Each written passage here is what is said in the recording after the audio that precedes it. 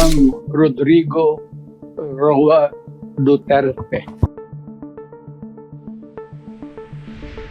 Pre-trial Chamber 1 concluded that there were reasonable grounds to believe that Mr. Duterte is criminally responsible pursuant to Article 25(3)(a) of the Rome Statute.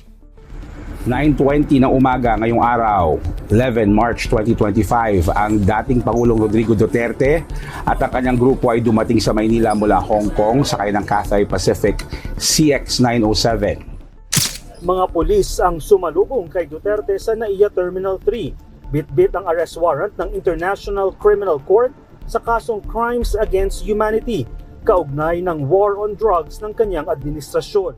Bahagi namin sa wakas na after 8 years of legal wrangling, propaganda, now we are finally at the stage where trial could start. Sa bahagi ng mga biktima, welcome na welcome. At wala, ito ang coping sa kanila. Walang katumbas ang saya na nararamdaman nila ngayon. This is indeed a triumph of the rule of law and justice. Triumph of the rule of law and justice over traitors and murderers like him who sought to destroy our nation.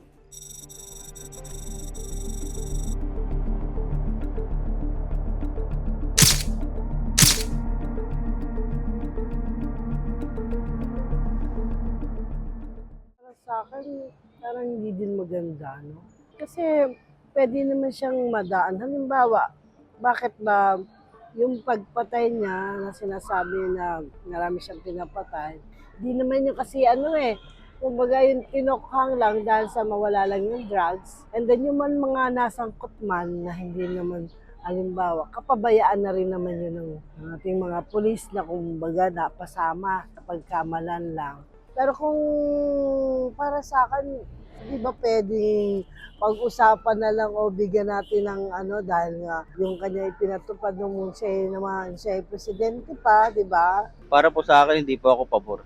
Kasi po yung ginawa niya po sa Pilipinas hindi na po yung matutumbasan ng ibang presidente ngayon. Sa opinion ko lang po, hindi po ako sa pabor na ikulong si former Presidente Rodrigo Duterte. Una-una po kasi, mas marami siyang nagawa sa Pilipinas. Ako.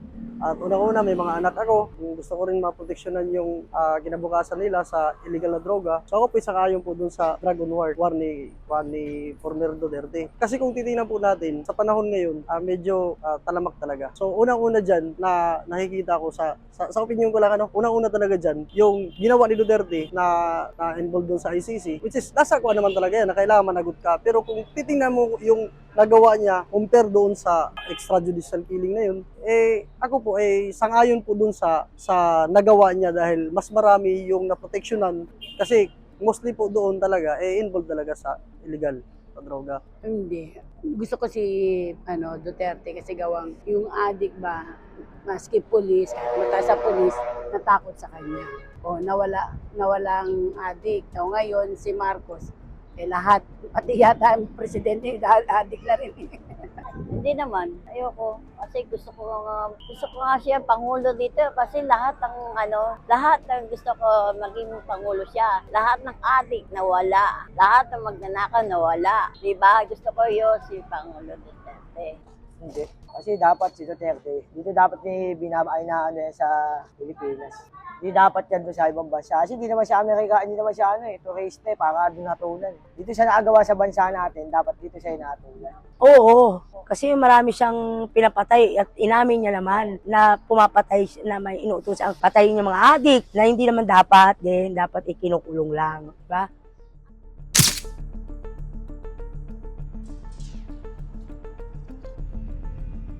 Kasi po, unang-una kasi doon, yung ginawa po ni former, ako hindi po ako maka-Duterte talaga. Pero sa nakikita ko talaga, mas malawak yung nagawa niya. Unang-una po doon yung napakinabangan ng bawat Pilipino ngayon, yung sa OFW, yung kahit yung sa license natin na umabot ng 10 years, passport natin, isa yun. Kasi po malaki po ang pinagbago ng Pilipinas Kaya po marami pong sumusuporta sa kanya. Wala yung mga krimen-krimen na hindi masyadong Parang nga naging convenient maglakad ka man sa ganyan, hindi ka mapapaano. Kasi nga, yung ang kanyang pinatupad na medyo hike dito, safety, no? siyempre marami rin siyempre yung mga nagmamalaki sa kanya, mga bumoto sa kanya dati. Sinusuportahan siya para baka mamaya kung anong mangyari sa kanya sa ibang bansa. Yung mga Pilipino na katulad natin, sinusuportahan siya doon para ibalik siya rito sa bansa natin. Kasi kala nila maganda yung pinalakad niya lang. Oo, dating maganda palakad niya. Pero yung inamin niyang pinapatay niya yung pangit. Maganda nga siya magpalakad ng Pilipinas noon dahil maraming ayuda. Kaso, hindi pwede yung gano'n na aaminin niya, papatayin niya yung tao, di ba? Kaya lang naman yung presidente na nagmamahal sa Pilipinas. Normal po yun na masasaktan kahit naman ako kung may mga kamag-anak ako na na-involved doon sa kuan. Siyempre tao yun eh. Oo, masasaktan ako. Pero alam naman po ng mga nasawi na yun na yun po yung campaign ni Duterte na labanan ang kuan ng droga. So, masakit talaga dahil siyempre tao yun eh. Hayop ka pag pinatay, kakasuhan eh, tao pa kaya. Pero dahil sa mas marami ang pinoproteksyonan ni Duterte, so mas pabor pa rin ako doon. Hindi ko pa wala pa akong nababalitaan na mamatay, di ba? Wala pa akong nababalitaan na mamatay. Yun ang nabalita ko kay Duterte. Ewan ko kung totoo yun na gano'n Hindi ako naniniwalang gano'n. Totoo lang. Maraming nagsasabi ng gano'n na masama sa Duterte, di ba? Gusto ko nga Pangulo si Duterte para mawala yung mga adik dito eh. Ano natin kasi alam mo ang Pilipino, alam mo naman yung ibang bisyo, no? Hindi natin masasabi.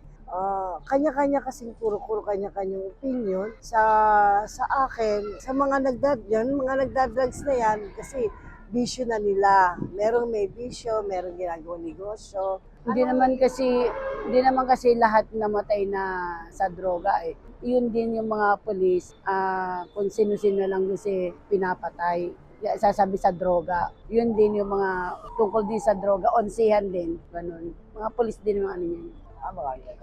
Siyempre, kahit ikaw naman kaya nga tayo mayroong kulungan Kaya nga tayo may mga dyan sa may bilibid tayo. Para saan pa yung mga bilibid sa yung city jail niya kung papatay nila yung mga kaso. Wala ganun lang nangyari sa akin. Doon lang siya nagkamali. Siyempre, kapag ikaw may kapatid na ganun, o asawa mo, o tatay mo, pinatay, di ba sakit sa'yo yun, di ba? Masakit. Siyempre, masakit sa kanila yung namatay ng mga kaanak nila.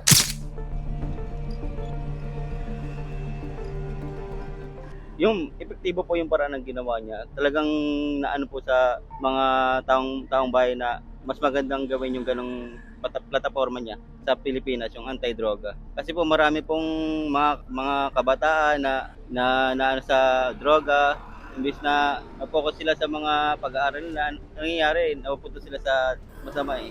Kaya mas gusto ko yung ganong plataforma ni Duterte, yung anti-droga.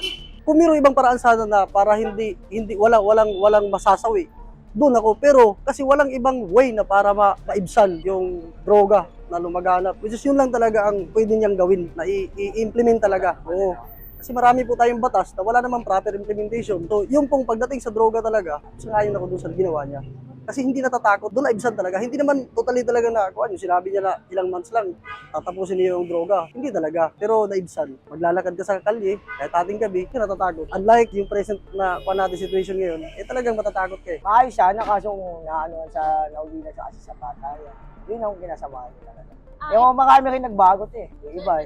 Na-effective din yung ginawa niya, alam niya kung bakit. Marami siyang siyempre, patay sa Batangas, mayor ng Batangas, napatay. Epektibo naman, di ba? Nawala naman yung tahimik naman, di ba? Nung inano niya yung drugs na yun na yung tukhang na yun, marami natakot. Kaya lang yung mga namatay, tapos yung mga nadamay, yun lang ang hindi naman natin. Dapat kapabayaan na rin yata ng pulisya natin yan. Basta na lang silang bumanat Dapat for sure talaga na yun talaga dapat mawala. Epektibo rin yung ginawa niya kasi maraming natakot maraming dinag-drugs. Pero mali ang paraan niya kasi pinatay niya Dapat ikinulong niya. Pero mapupuno naman yung kulungan, di ba? Kung puro kinulong lang. Yun, yung magandang paraan yun. Yung pamalakad na siya pa ang presidente. Daming natuwa nun. Dahil nga nabawasan yung mga krimen dahil sa mga nagdudroga, di ba?